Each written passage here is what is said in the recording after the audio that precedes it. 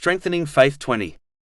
In a narration found in Jami'a number 2305, the Holy Prophet Muhammad, peace and blessings be upon him, indicated some important characteristics for Muslims to adopt.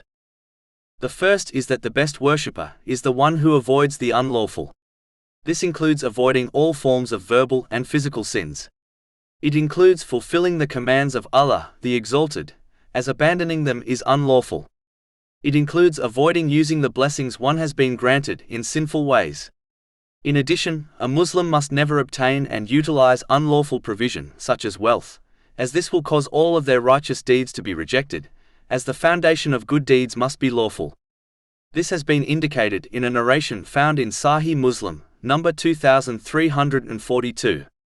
Just like the inward foundation of Islam is one's intention, similarly the outward foundation of Islam is obtaining and utilizing the lawful.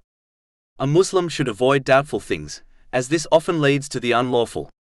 Avoiding what creates doubt will safeguard one's faith and honor. This has been advised in a narration found in Jami'a number 1205. When one behaves in this manner, all their righteous worship and good deeds will be accepted by Allah, the Exalted. The last thing mentioned in the main narration under discussion is that too much laughter kills the spiritual heart. This mentality demands one to always think and discuss funny issues and avoid serious issues. The matter of preparing for death and the hereafter are serious issues, and if one avoids thinking about and discussing them, then they will never correctly prepare for them. This will lead to a dead spiritual heart.